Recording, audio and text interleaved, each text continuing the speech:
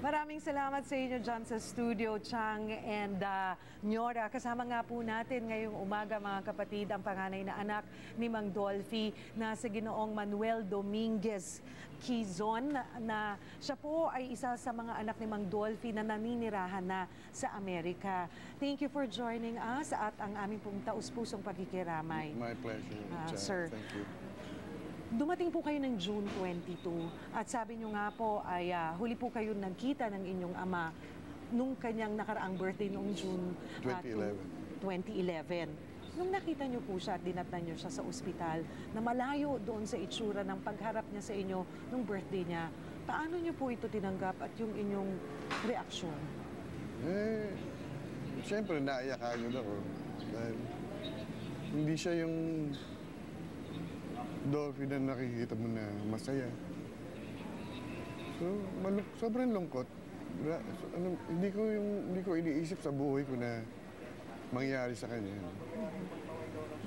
Nagkaroon pa ho ba kayo ng pagkakataon na mabulungan, makausap, at mag-respond siya sa inyo? Yes. Meron naman siyang kasi matagal nga siya lumalaban eh. Meron siyang time na talagang matalas yung niya, nakakadinig siya, tapos nagre-react siya. Pag sinabing, Dad, love you. Tapos, sabihin mo, Daddy, didilat pa ngayon, bigla eh. Tapos, okay ka lang? Uwi na tayo? Kaya ganun yun. Sagot siya basta sagot siya. Tapos, meron siyang gumagano ng bibig niya. Gumaganon. Para may sinasabi siya. Kasi meron nakalagay sa bibig niya. So, walang lumalabas na boses. Pero he was trying to say something na parang gusto mong talagang ilagay yung tenga mo sa niya, pero hindi mo maintindihan. Pero nasisiguro ko talaga na he was in pain. How hard was it for you bilang panganay na anak at sa inyo pang ibang mga kapatid na makita siya ng ganong kalagayan? Mahirap.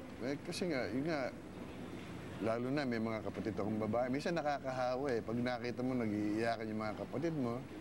Lalo na pag nakikita ko si Nicole, yung pinaka-youngest na sisters ko, Nicole and Zia, parang hindi ko na kababata nila na bata pa sila, tapos nakikita namin ng father namin na gano'n.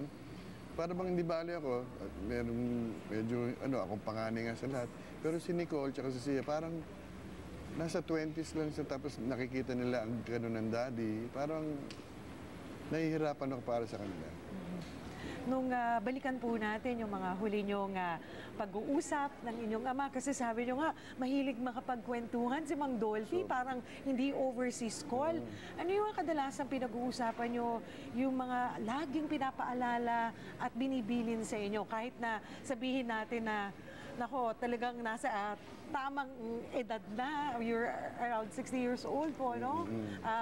Ano pa po, meron pa rin ba siyang mga advice, pagbilin, laging hinahabi